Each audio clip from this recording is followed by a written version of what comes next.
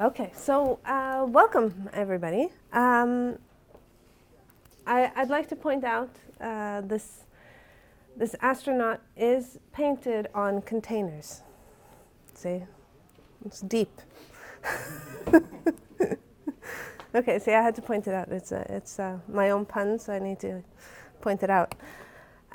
So this talk is about Linux security and the Chromium Sandbox. And it's basically, if you've been around Linux security APIs, it's nice to know a little bit about how they are used in practice in an application that is not Docker. My name is Patricia Aas. I'm a consultant for the last 3 weeks. So I work for my own company. It's called TurtleSec. Aiming to be a C++ programmer, maybe doing some specialization in application security. Up until a few weeks ago, I worked on the Vivaldi browser. Before that, I worked at Cisco, making telepresence systems with a bunch of people here. And before that, I was a Java consultant for a little while. And before that, I worked on the Opera browser. So I worked on 2 browsers so far, and 2 browser code bases. Because currently the new Opera browser is also Chromium-based, but the browser that I worked on was not.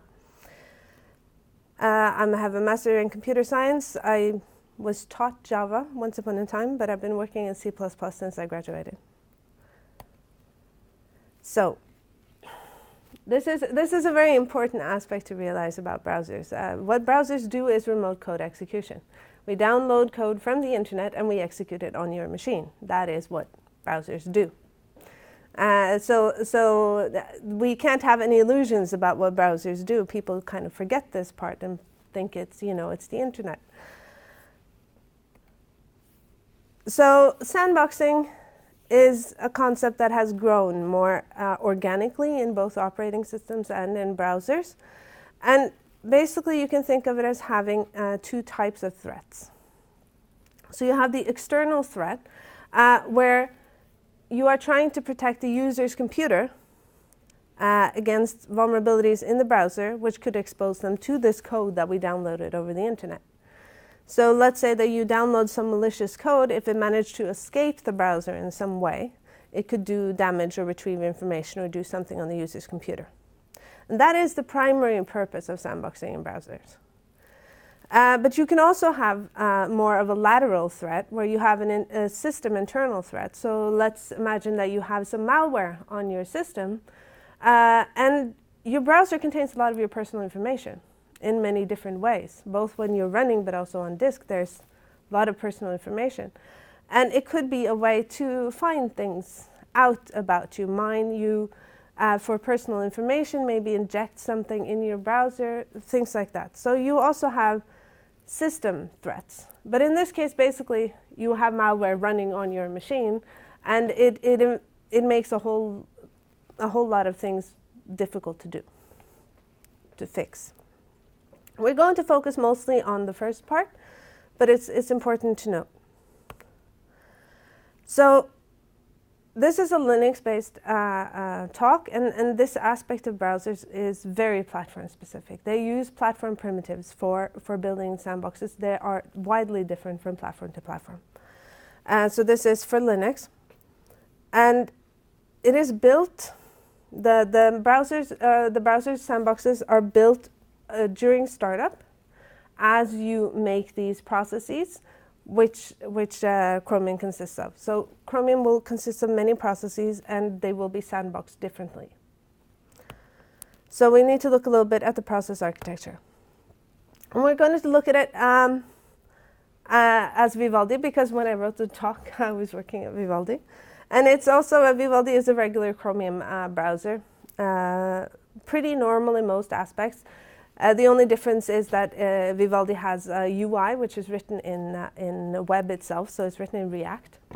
But besides that, it's a pretty run-of-the-mill Chromium browser. And Chrome is a Chromium browser, Brave, Opera.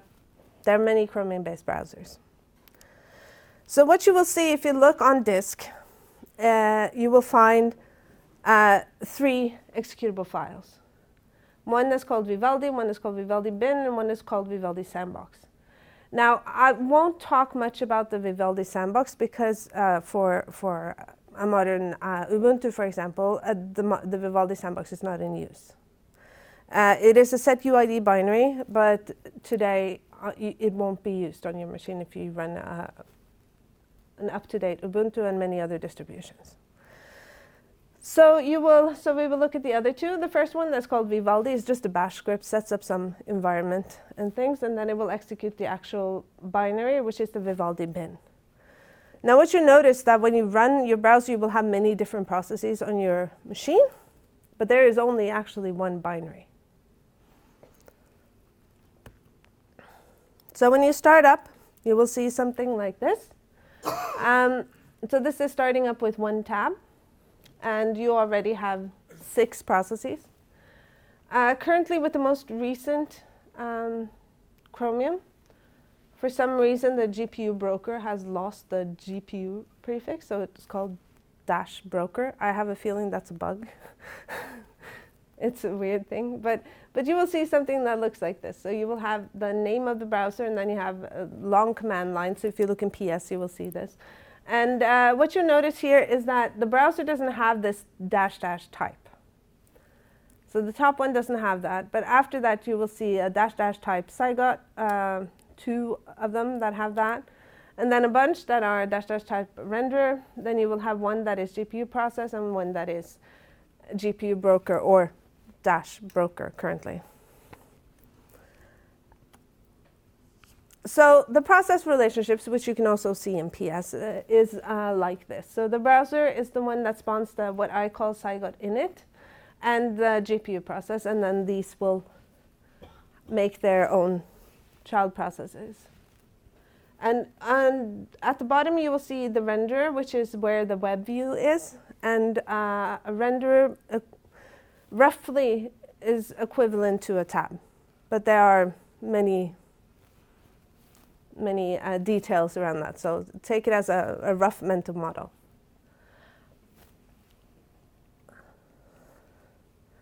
So we're going to look a little bit about the Linux security APIs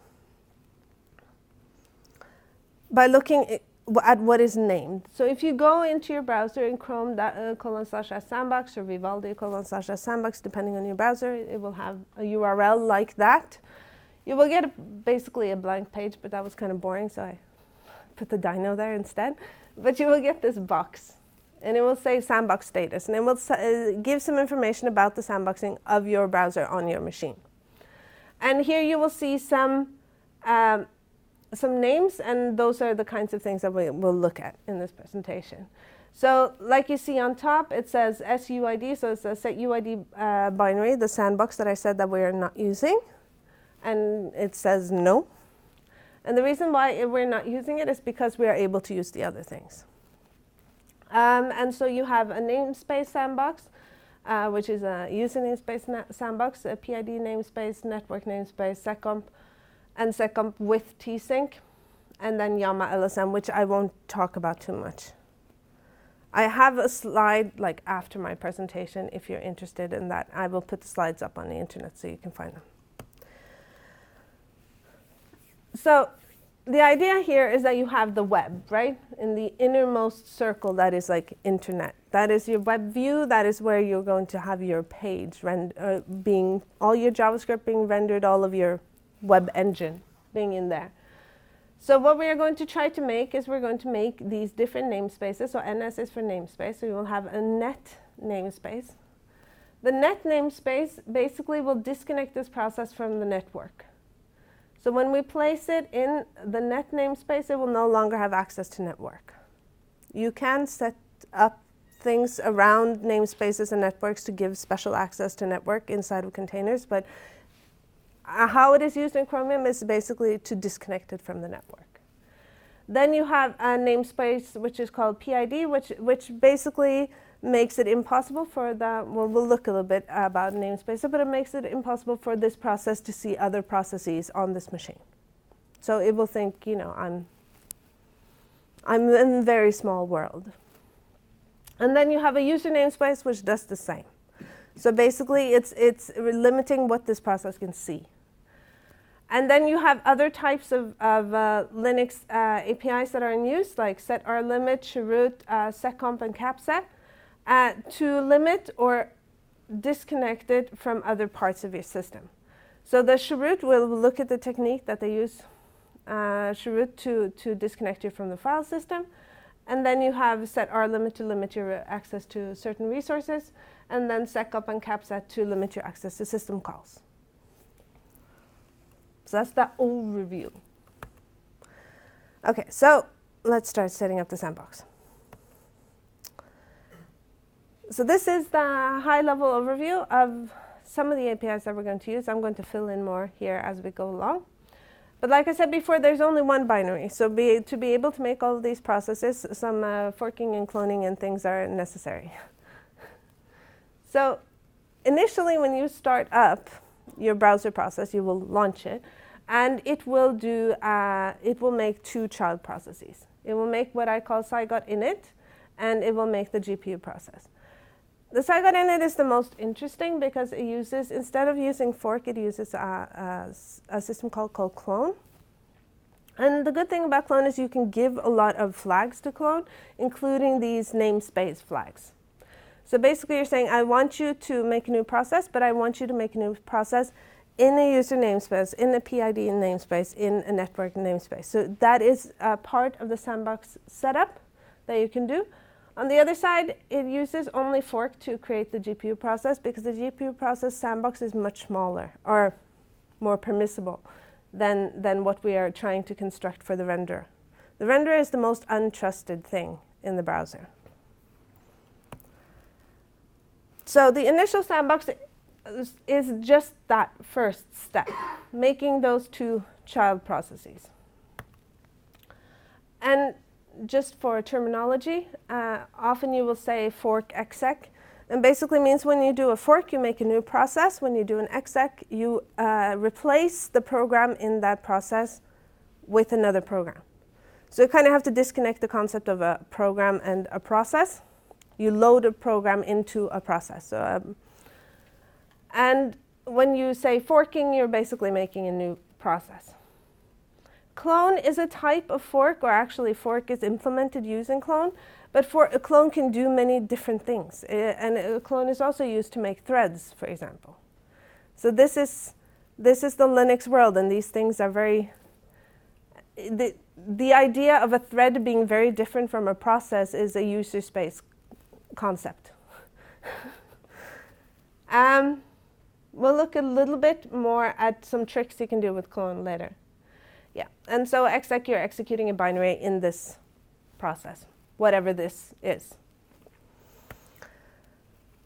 So what you need is some small windows of opportunity where you can limit the attack surface on this process, and you have only certain places where you can do that.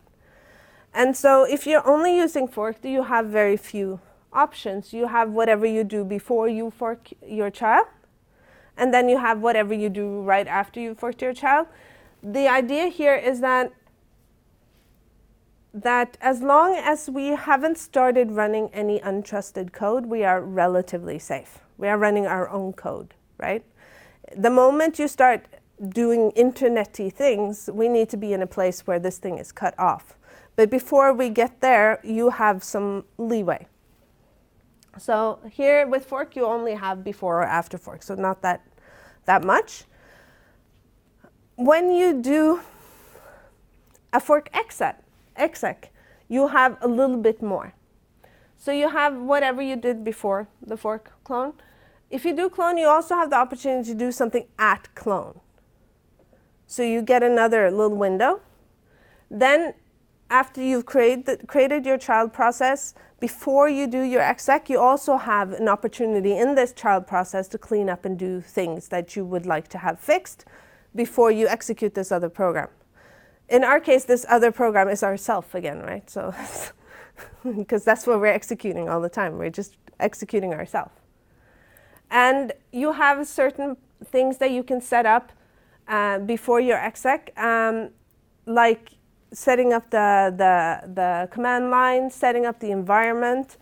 And these, again, can be used as input to this process, which is yourself. or the same program, when you start up again, to maybe make some choices at startup. So this is it's a weird recursive thing because you keep on executing yourself, right? Okay, so first we're going to look at namespaces. So like I said before, a namespace limits what a process can see. And there are many different kinds of namespaces. And they are used in the Zygots and the renderers. And there are two APIs to create namespaces. And we'll look mostly at clone, but a little bit a peek at another API, which is called unshare. Yeah. So we have the three namespaces that are in use in Chromium to create the sandbox, and it is the user namespace. And this is a very it's an important part of the sandboxing, because if you cannot create a user namespace unprivileged on your distribution, you have to use the setuid sandbox, the other binary. So, but if you can create a user namespace as an unprivileged user, then what happens is the moment you have created a user namespace, then the process inside of that user namespace is owned by root, or root. Because it's not really root. But inside of that namespace, it seems like it is root.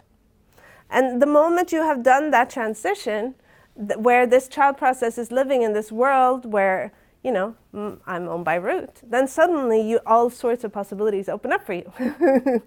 And you can do things that you cannot do as an unprivileged user.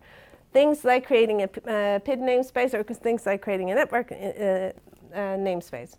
So to do the bottom two, the first one has to go.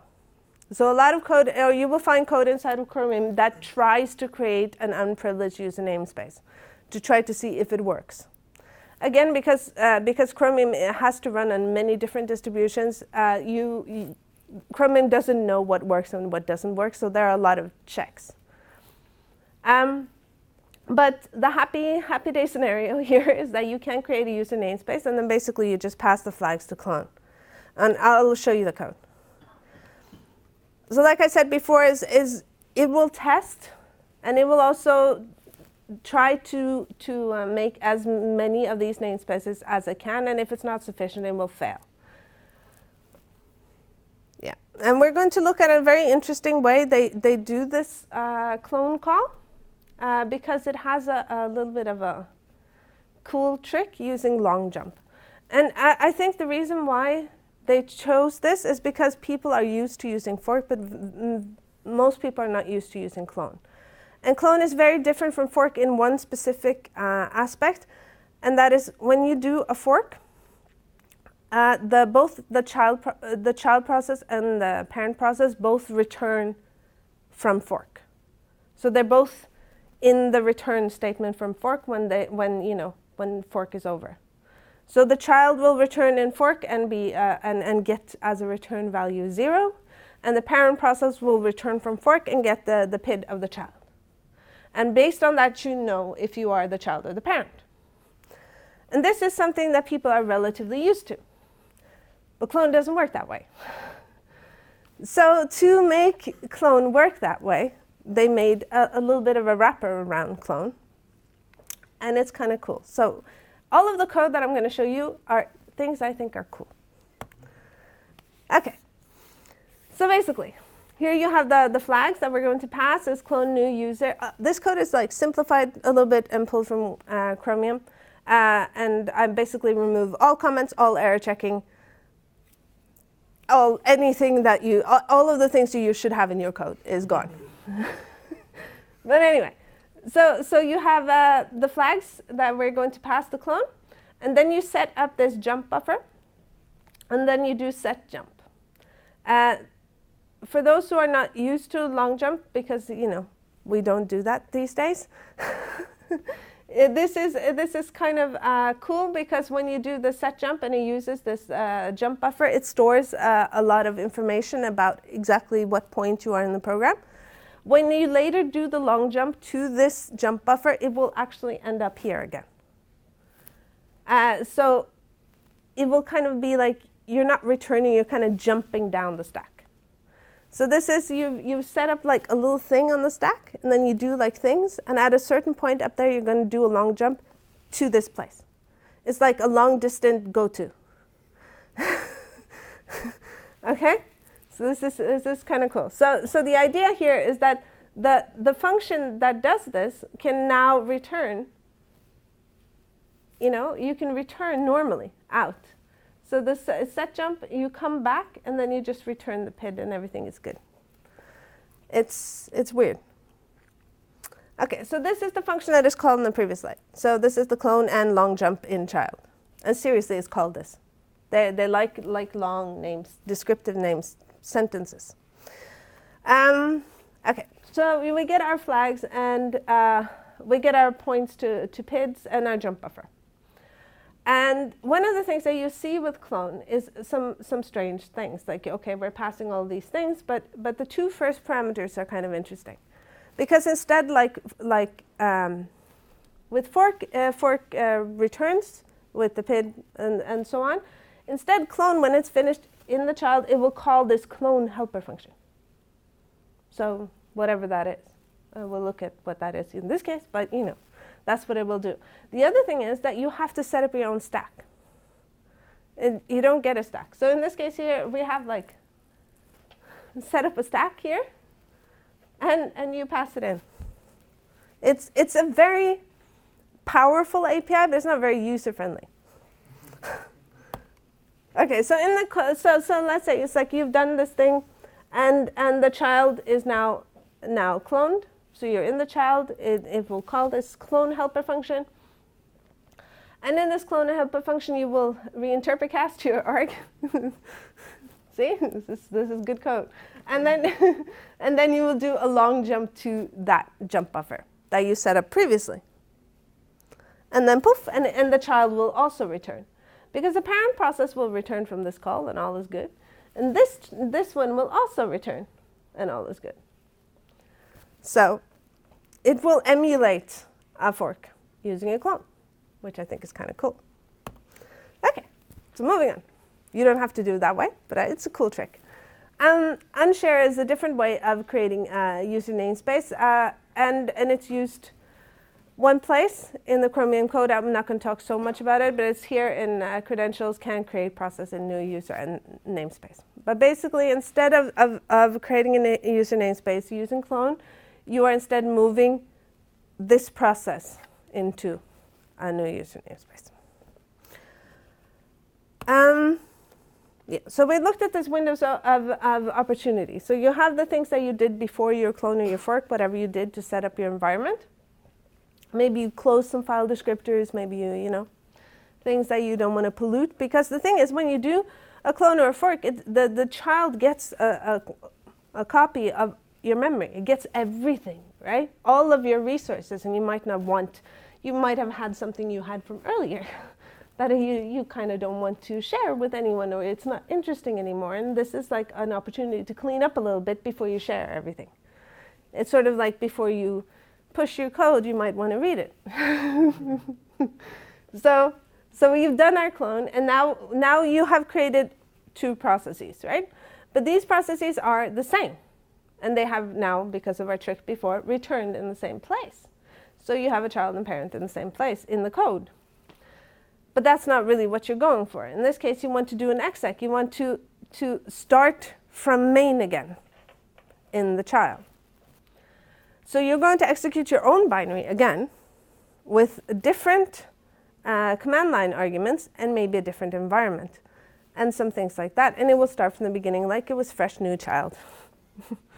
So what you can do now is you can try to manipulate some of the command line arguments. And like you saw, they had different command lines, the different processes. And you can also manipulate the environment a little bit, where you might remove or add or take away or whatever you want. Change things in the environment before you pass it on to your child. Or to your executed program, which you're going to execute in a little bit. And there are many things that is done inside of Chromium. Things like fixing the environment, fixing of file descriptors. Like if you have a pipe that you want to talk to your child process in, you might make the pipe with both ends open, then you fork your child, then you close the one end and they close the other end, and you kind of have to like fix up your IPC stuff. So this is a good time to do that, to fix up all of the IPC stuff. And set up maybe some resource limits and stuff, and just housekeeping before you do the actual exec call. So I'm going to skip the exec call because it's not that fun. So imagine we did that. So then we come to the second stage of sandboxing. So now we set up our namespaces, we forked, we execed both paths.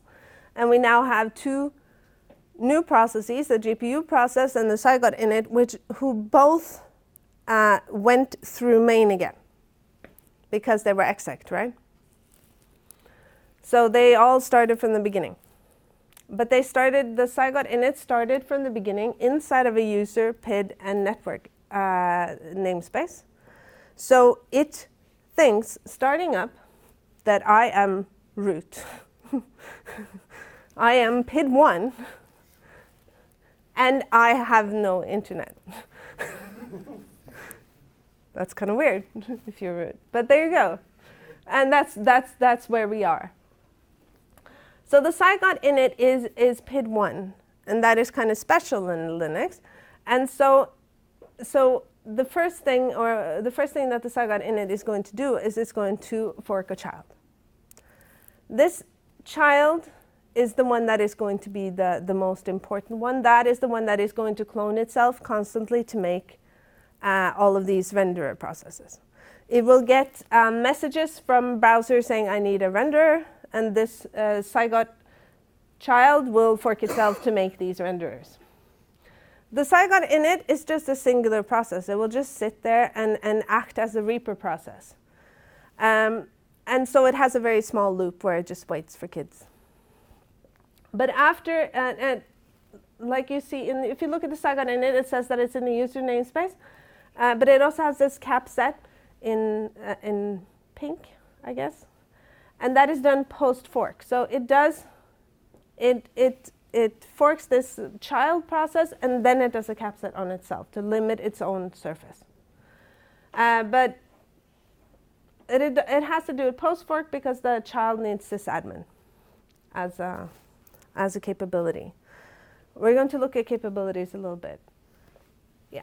And so, yeah, and then the renderer will make, there's a clone that makes a new PID namespace, and then, yeah. So it's, there's stages to this.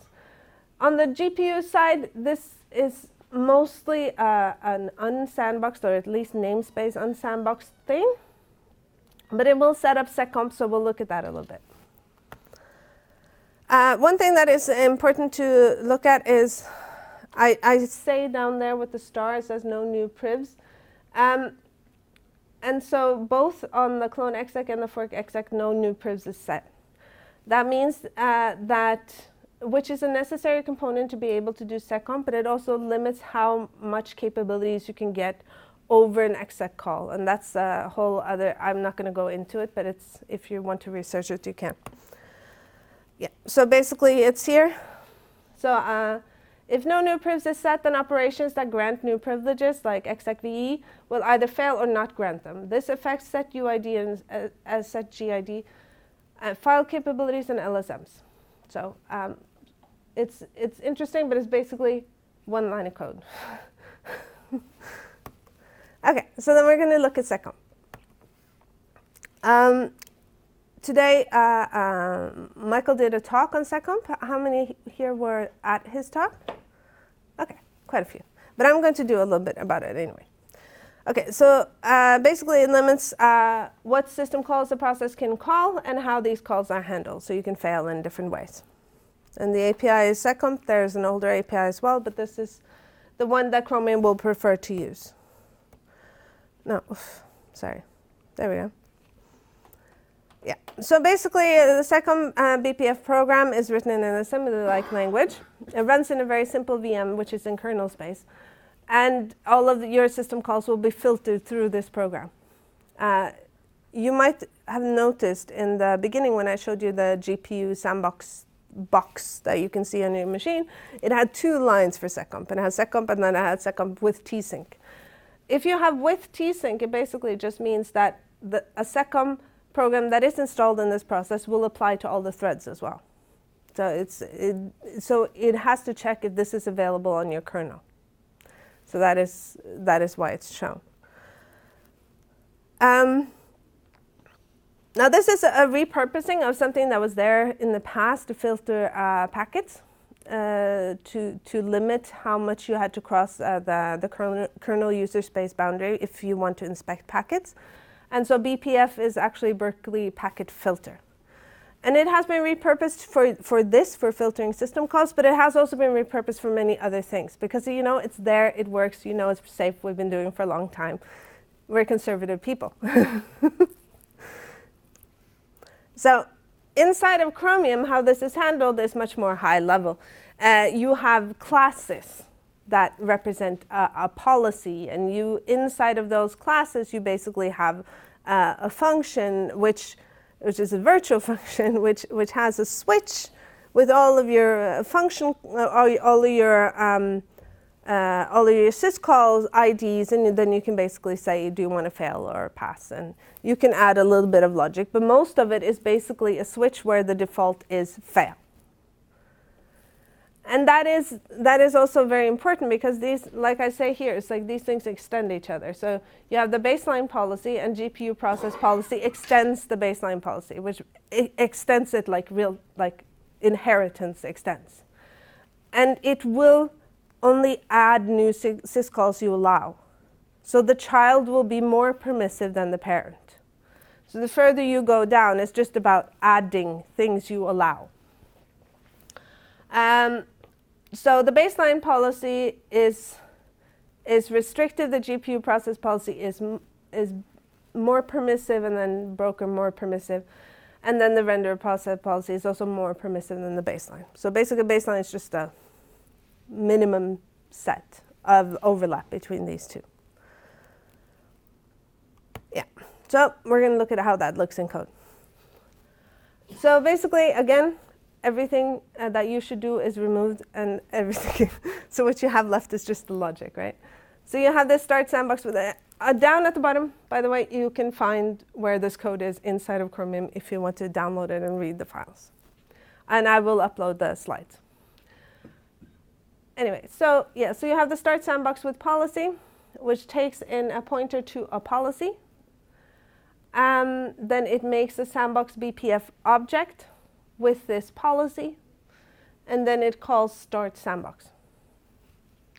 And then you go to start sandbox, and start sandbox calls install filter. Of course, there's like lots of error checking and comments and all sorts of things in the actual code. Okay, so then let's look at the install filter. Now, for the people who are here this morning, this is going to be a little bit of a recap, but this is how it looks. So here you have this high-level concept of a program. So you will call this assemble filter. It will make this program object.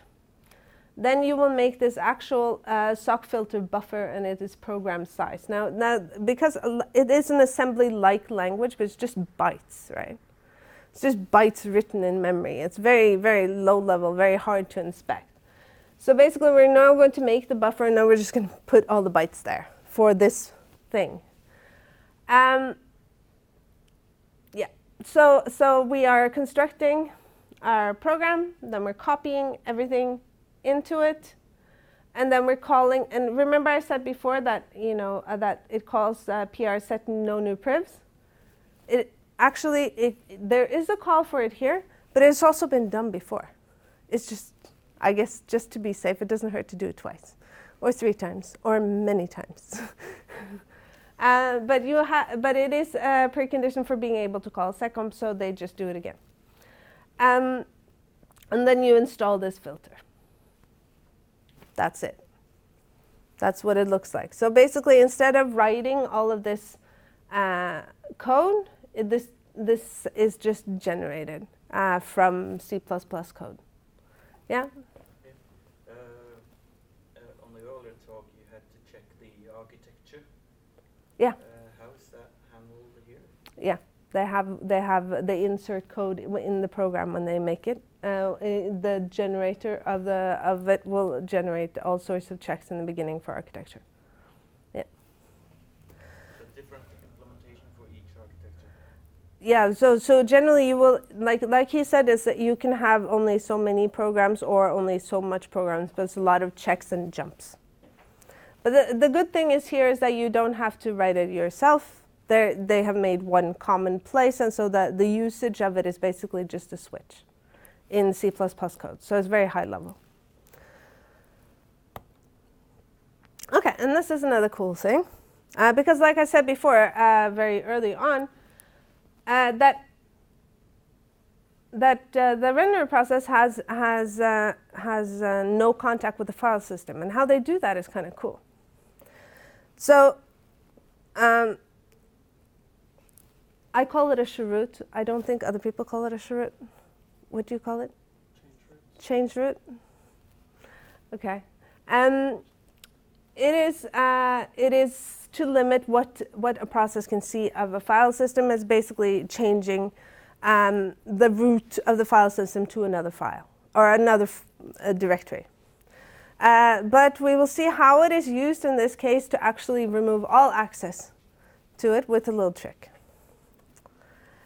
So, in a really great function called drop file system access.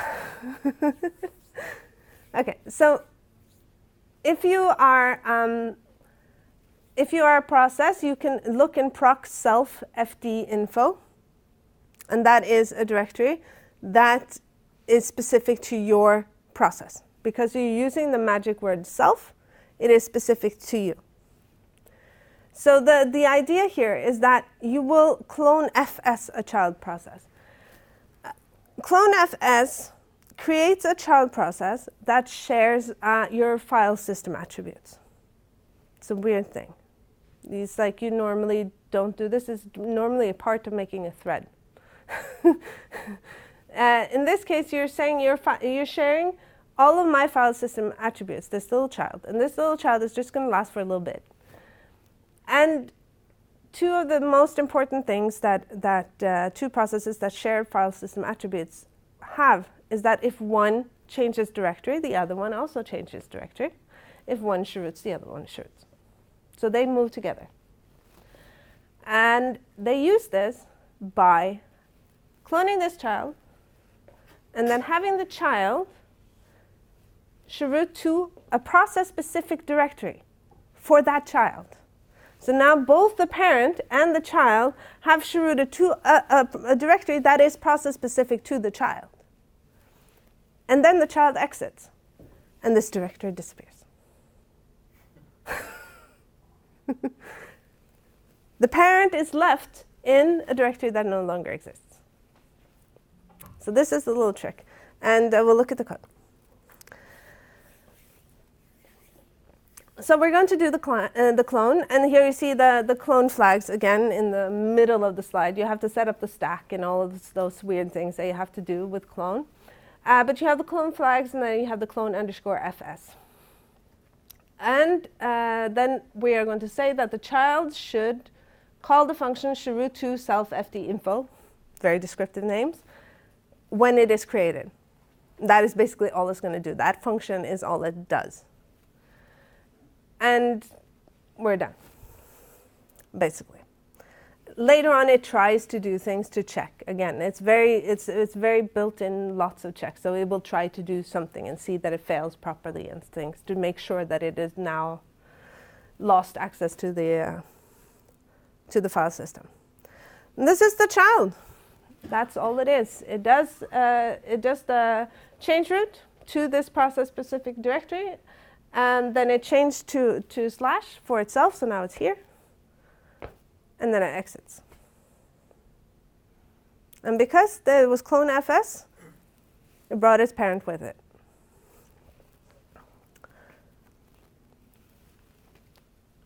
And then we have capabilities. And capabilities has been around in Linux for a very long time. It's basically an idea of limiting what a process is privileged enough to do. Unfortunately, it It's not a system that works really well because lots of things have been put in a few capabilities. And so it's very hard to do fine-grained control of capabilities. You end up with saying like, okay, but if I have to do this little thing over here, I have to have the capability called capsys admin, which basically gives me everything. So it's not a system that works very well. But and what you will see here, and this is true for all of the platforms, is they basically use all the tools. It doesn't hurt. We can always make it a little bit smaller, the sandbox. We made it small, then we'll make it a little bit smaller. We'll use everything that we have at our disposal to make it smaller. And so you will see both in the sagas and the renders, you will have these dropping of capabilities. So you can see the function called drop all capabilities because, they like sentences. So you can do a cap set. There we go. Cap set to drop all or some capabilities. And the man page of this goes, Linux divides the privileges traditionally associated with superuser into distinct units known as capabilities, which can be independently enabled or disabled. But like I said, it doesn't really work because you end up very often having much more than you really need, just because you need a specific thing. And then you have another older API that's also in use, set rlimit. And that it can restrict what kind of access you have to certain resources. And it's used for two things. Yeah. In Chromium, for setting the maximum size of the address space and setting the maximum size of the data segment. So basically just making sure that you can control all of these processes. These processes are going to be running WebKit or Blink inside, and they're going to be allocating memory for all of the things that they need to do. So this is some way to limit how much each of them are able to consume of resources. Now, there is another API which is more modern and is more useful for this, called C groups, but it's not used on desktop. But it is used on Chromebook. And if you have seen Chromebooks, and you might be surprised on how well like a browser will run on such bad hardware, because it's basically a phone that looks like a PC. And the reason why it works so well is they are using C groups to do some things that are really cool. Like, I don't know if you guys have used containers where you can freeze the container in one place, move it to a different server, and then you can thaw it, and it will just start where it was. It's really fancy. Anyway, that's what they call it, but basically they use C groups for this. So C groups is the low-level API. I won't talk about it much. There's a little bit after my presentation for people who want to read the appendix. But basically, that is a better API, and it has more fine-grained for controlling resource access. But it's not used on desktop, so I am not going to go through it here. But basically, you can limit the address space. So if you go back to the previous drawing here, you can see that, and I say trust is relative. I mean, you are starting, these are your own processes, but you don't trust them, and you trust them less and less. And this whole little box on the left has no access to the file system even. So you have a bunch of your own processes that you've started up that have no access to the file system, have no access to the network. They can't see the other processes on your computer. They can't see the other users on your computer. And so they live in a very weird bubble. And so then we come back to the original one, right? And now we know, like when they say namespace sandbox, actually they mean user namespace sandbox, right? It's just somebody who came up with a string didn't know. And then it's so if you have a user namespace sandbox, it will make the PID namespace, network namespace, and then seccomp BPF, and then seccomp BPF with tsync, which means it applies to the threads. And the bottom one, it says Yama LSM enforcing, and this is not really used much. It has a check in the code that checks, because an LSM is a Linux security module, right? Yeah. And there are many different ones, and this is an area where there's a lot of work currently. But in this case, the Yama LSM is to try to protect your process from being p-traced by other processes. And for people who were at Michael's talk yesterday on strace, strace uses p-trace underneath. And this is a way of trying to limit how much access other processes have to your process, but it's not really used, it's just checked. They just read the value and they don't really do anything about it. If you, and the sources for this presentation is Chromium kernel source page, Linux man pages. But if you want to learn more about this, then Michael Karisk, who was here both days, he does a really nice course called Linux Security and Isolation APIs, and he does training at people's companies. So if you want it, it's there. Of course, all of the errors on my own. And I'm a consultant now, so hire me. And even if you don't hire me, please go and see my talk, Deconstructing Privilege, which is on YouTube. It is also my pinned tweet on Twitter, so there's a link there. It is a talk that I did at NDC Oslo. It's a non-technical talk, but I think it explains a lot of concepts that might make it easier for all of us in this industry. And now I am finished. So thank you.